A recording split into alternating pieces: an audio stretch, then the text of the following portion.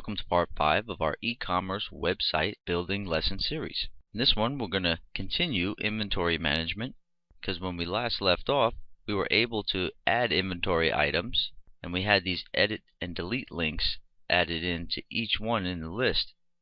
So we're going to make those active now using this item's ID on each one. That way we know which one to target for editing and deletion. And here I am in inventory list.php. I'm going to go up to the top where it parses the data for the new entries or the new items. Right after we have successful upload of the image and insertion into the database, I'm going to put a header right here. So we can grab this header code. And I'm doing this so that after the form parses in this section of code here, we want to auto refresh the page. And this is because the store manager adds an inventory item and the page shows that new item when they press submit. If they were to press refresh in their browser, it would try to add the item again. It would try to parse the form again, and you don't want that. So what you can do to alleviate that problem is just put in this header code and this exit. You don't even really need the exit, but I'm just paranoid. I like to use it. But you can put in this header code and just go to inventory list.php. That way after they put in a new item, it goes into the database and the image for it is uploaded. This script will header to this inventory list.php. That way if they ever hit refresh after they add an item, it will just refresh the inventory list.php page and it won't try to re-add the item.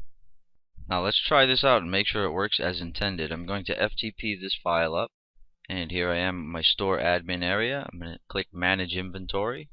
You can see I have a black hat. And the next product I'm going to add is black pants. These are cool black pants you must buy. Choose a file, black jeans, add this item now, and you see it used that header code. That way if I click refresh now, I'm just on the inventory list.php page. If I didn't add those two lines of code, or this line of code, this header line, when I clicked refresh just then, right now, it would try to add that item again. And you don't want that, so you add that header code. Now we can collapse that code back up.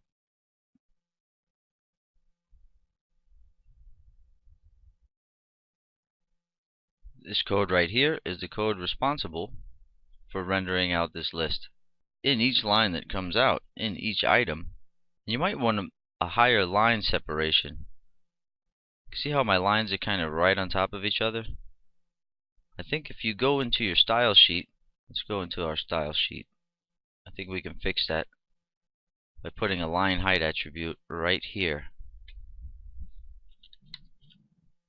Line height, let's go with 1.5 EM. Semicolon, save, and let's refresh this page. Yes, you see what that did? That made things at a line separation to where it's not so much stacked on top of each other, each line. So even in the store admin, when you look at that now, you'll have more of a line separation in between your links there, all over the site. Any paragraphs you write, and things like that. Okay, so here we are in the block that grabs the whole list for viewing. And here we have the edit link and the delete links. So what I'm going to do, just to keep things simple for demonstration purposes, the href value for the edit link I'm going to make in inventory edit.php. This is a page that's going to be in the admin section that we have not created yet. And what you have to do is let that page know which item ID, which item it is in the system that you want to edit. So you put a question mark and put PID, which is short for product ID. That's going to be the variable name that gets sent over the URL variables. So you can send a variable using the URL link and it will be transmitted to the page called inventory edit.php. So you'll be transmitting this product ID, and all you have to do is grab ID right here and make sure that value gets sent after the equal sign there. So PID you just say question mark PID equals ID. So what it does is it sends this variable name of PID, and it has a value of whatever this item is. That way, when the inventory edit page opens up, the inventory edit page knows exactly which item that is to be targeted for editing. The href value for the delete will be this page itself, the one we're on now, inventory list.php. This one we're going to send a value of delete ID equals ID. So what's going to happen is you press delete for any inventory item, it's going to make this same page reload inventory list, but it's going to reload with a question this time and not this whole page that you see. And I'll show you how we do that right now. Okay, so in order to make the delete functionality possible, let's collapse this code block back down. And we're going to put a new PHP code block in. And we're going to put it right above where we parse the form data and upload the picture and all that to the system. Right above that block, I'm going to put a new PHP block. Make myself a note inside of this block, say delete item question to admin. Because basically in this section of code we're going to check if is set that get variable on the URL. And I'll show you exactly how that works. Let me collapse this back.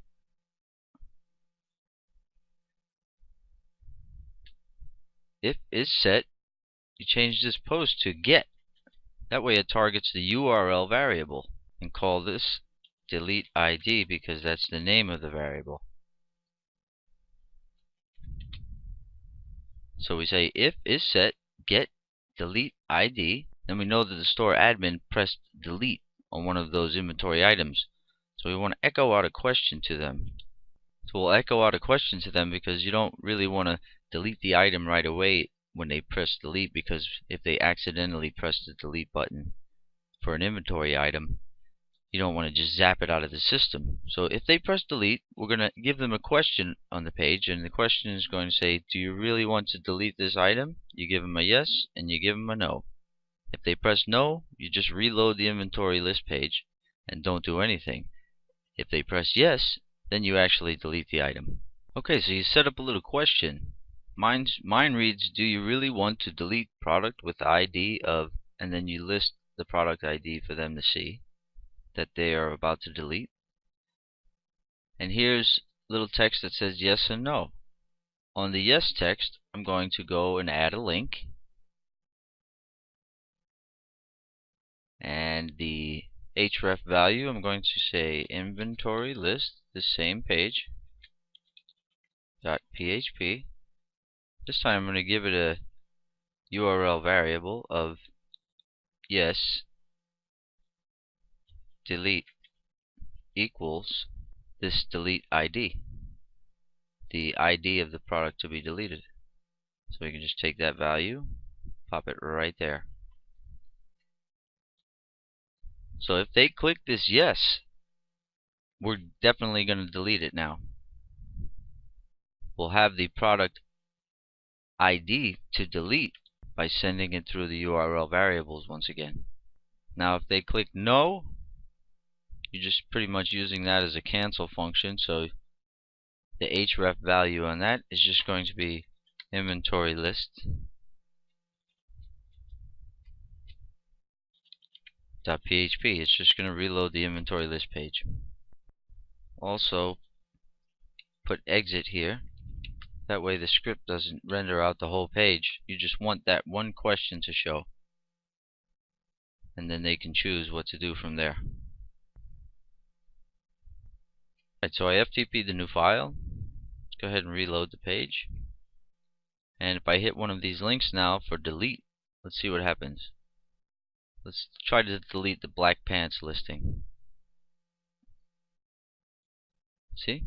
Do you really want to delete the product with ID of 2? Yes? No. So what I'm going to do is click no. It'll just take me to the inventory list page. Now I hadn't put the code in for hitting yes yet. If I hit yes, we want to delete it now. So right under that code, looking at this code, you can see that this will not run unless the get variable, the URL variable of delete ID, is set in the script. So now we have a new, if they want to confirm deletion, we have a new URL variable. It says yes delete, and it's going to have the value of the product ID to delete.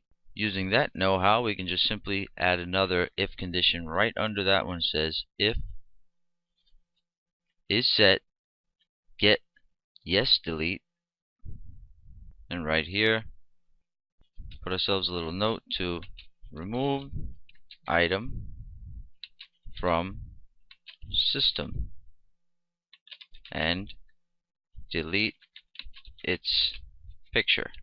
So basically all you have to do is delete from database first, and then unlink the image from server. Now, where these two lines are, I'll put the code in that will allow you to do those things. Okay, first we delete from database, or you can do it in any order you want. You can unlink the file from the server and then delete from database, or delete from database then unlink the file. It doesn't matter. Okay, so here's the code to delete it from the database. What you do is you put the get variable of yes delete, whatever the value of this product ID is, into a local variable called ID to delete.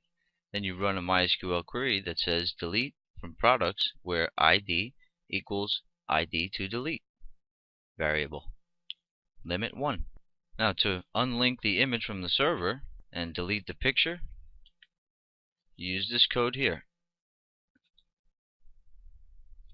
And what this code does is it specifies the pic to delete, and that is equal to up one folder into inventory images, and then it's going to target this ID to delete.jpg. Then you just run a quick little if condition to make sure that file actually exists that you're targeting for deletion. And you say if the file exists, pic to delete, unlink pic to delete, and it's as simple as it is. Now let's just send a header like we did here in the parsing section. Use the header to reload the page right here after it gets done with deletion. So it's just going to reload inventory list.php and then exit. So that is deletion, and that should be everything you need for deletion. So let's keep the note for ourselves saying delete item question to admin and delete product if they choose. That's what that code does. Now let's make sure we test it out. Okay, in my FTP software, I'm looking in my inventory images folder, and I have 2 inventory items there. I'm going to delete item number 2. So let's go to where your store is running online, the inventory list page. Let's reload it, refresh it, and right where it says black pants, I'm going to click delete.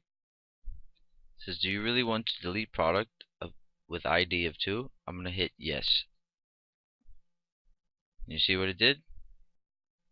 It reloaded the inventory list.php page, and it removed black pants from the MySQL database, and to remove the image from the server.